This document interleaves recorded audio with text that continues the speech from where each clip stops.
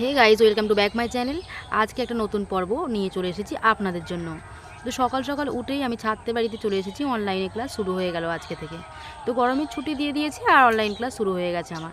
আচ্ছা, পড়ানো হয়ে গেছে, তারপর আমি ছুটি নিয়ে বাপের বাড়ি গেছিলাম।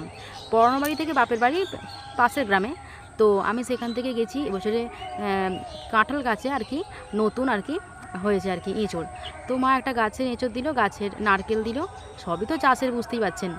আর তারপরে আমি সেখান থেকে নিয়ে টাটা বাই বাই করে শ্বশুরবাড়ির দিকে আমি রওনা হলাম। আচ্ছা, শ্বশুরবাড়ি আমি এসে গেছি। আর এই যে একদম এসে গিয়ে ডাইরেক্ট আবার এখান থেকে ব্লগটা আমি আবার শুরু করে দিয়েছি। চলুন আমি একবার বাইরে একটু বেরিয়ে দেখাই। আর যে নতুন একদম গাছে হয়েছে, কোনো দিনই হয় না, সব রকমই ফলের গাছ প্রায় আছে। আর এই বছর থেকে সজনে ডাঁটা আর এই কাঁঠালটা নতুন আর কি। তো ফ্রেন্ড, মায়ের বাড়ি থেকে নিয়ে এসেছি এঁচোড়টা। আজকে এখানে রান্নাবান্না করবো, দুপুরবেলা খাওয়া দাওয়া করবো জমিয়ে। পুরো পর্বটার সঙ্গে থাকুন, দেখতে থাকুন, আশা করি ভালো লাগবে। তারপর রুমের মধ্যে ঢোকে ফ্রিজে দেখছি কয়েক রকম সবজি আছে, দেখি কোনো তরকারি করব। আর দেখছি কোনো সবজি নিয়ে এখান থেকে একটা তরকারি করব আর এঁচোড়টা করব। আর আম দিয়ে একটা ডাল তৈরি করব। তো নিয়ে নিচ্ছি ফ্রিজ থেকে। যাই বলুন, যেভাবে গরম পড়েছে না প্রতিনিয়ত, মানুষের একদম জান একদম কাহিল হয়ে যাচ্ছে। শুধু সিম্পল কোনো রকম ডাল ভাত খেয়েই বেঁচে থাকতে হবে, বেশি কিছু রিচ খেলে হবে না। রিচ খেলেই কিন্তু আমাদের শরীর আর নিতে পারবে না, শরীর খারাপ হয়ে যেতেই পারে। তো তাই একটুখানি হালকা পাতলা একটু তরকারি করব। আর দুপুরবেলা এইটুকুই যথেষ্ট, আর এর থেকে বেশি কিছু চাই না, এত গরমে আর কিছু ভালো লাগে না। তো আমার সবজি কেটে রান্নাবান্না করা কমপ্লিট হয়ে গেছে, স্নান করে নিয়েছি, মাথাটা একটু শ্যাম্পু করেছি। প্রচুর চিটচিটা হয় এই গরমে, প্রচুর ঘাম হয় আমার, আর মাথায় চিটচিটা করে। তো আমি শ্যাম্পু করে নিয়েছি চুলটা, আর একটুখানি চান টান করে এসে আমি একটুখানি সিঁদুর পরছি। জানেন তো গাইস, এই সিঁদুর কৌটোটা আমি আন্দুলে রাজ দেখতে গিয়ে কিনেছিলাম, তখন আমি অনেক ছোট। আর এটা আমি কিনে রেখে দিয়েছিলাম তখন থেকে। তো শ্বশুরবাড়ি হয়ে যাওয়ার পর আমি এখানে নিয়ে চলে আসি। চীনামাটির তৈরি, হেভি পছন্দের, আমাকে ভীষণ ভালো লাগে। আর একটুখানি আমি সিঁদুর পরে নিচ্ছি। আর পরে নেওয়ার পর তারপরে দেখুন একটা ছোট্ট একটা লাল টিপ পরে মুখটা কতটা উজ্জ্বল করে নিলাম, একদম ঝকঝক করছে। তাই না, বিয়ের পরে এইটুকুই, আর কি এর থেকে বেশি কিছু সাজগোজ আর ভালো লাগে না।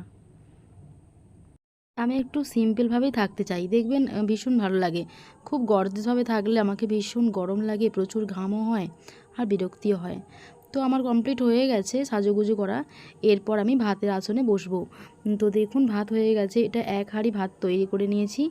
আর এই দিকটা অনেকেই জেনে থাকবেন যে একটা শাক, তিতো গিমে শাক বেগুন দিয়ে এটা একটা ভর্তা তৈরি করে রেখে দিয়েছি। আর এঁচড় করেছি, আর একটা রকম তরকারি করেছি। ওটা আর এখানে ক্যামেরায় তুলে নিকো, তোলা হয়নি। তো এই দেখুন এঁচড়টা একদম লাল লাল করে, একদম যেন চিকেন কষা এইভাবেই বানিয়ে আর কি করা। তো ভীষণ পছন্দের, আমাকে সিজন ভালোই লাগে, যে কোনো সিজনে যে ফলটা খাবার দরকার আমি চেষ্টা করি সেটাই খাবার। আর নতুন গাছে যেহেতু হয়েছে বাপের বাড়িতে, তো সেখান থেকে তারা তো মেয়ের বাড়িতে পাঠাবে, বুঝতেই পাচ্ছেন। তো শ্বশুরবাড়িতে নিয়ে এসেই রান্নাবান্না করলাম আজকে প্রথম। তবে এর আগেও বাজার থেকে দুবার কিনেছিলাম, খাওয়া হয়ে গেছে আর কি, বাপের বাড়ি থেকে দিল প্রথম। তো বসে গেছি ভাত নিয়ে, আর একদম সিম্পল, আমি তো এঁচড় খেতে ভীষণ ভালোবাসি, তরকারিটা আর নিলাম না। তো এঁচড়, আর এদিকে আম ডাল নিয়েছি। আর এদিকে তিতো শাকের যেটা করেছি বেগুন ভর্তা, সেটা তো আমাকে ভীষণ প্রথম পাতেই একদম জাস্ট জমে যাবে। দেখবেন আপনারা অনেকেই যারা গ্রামে আছেন তো জানেন, আর শহরের লোকেরা জানবেন কি সেটা আমার জানা নেই, হয়তো বাজারেও আপনারা পেয়ে থাকবেন, দেখতে পেলে অবশ্যই একবার বাড়িতে ট্রাই করে খেয়ে দেখবেন কেমন হয়েছে।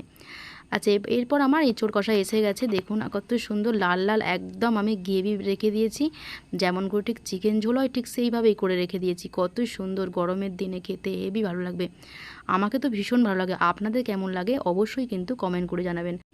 ব্লগটা ভালো লাগলে প্রচুর প্রচুর আপনারা শেয়ার করবেন।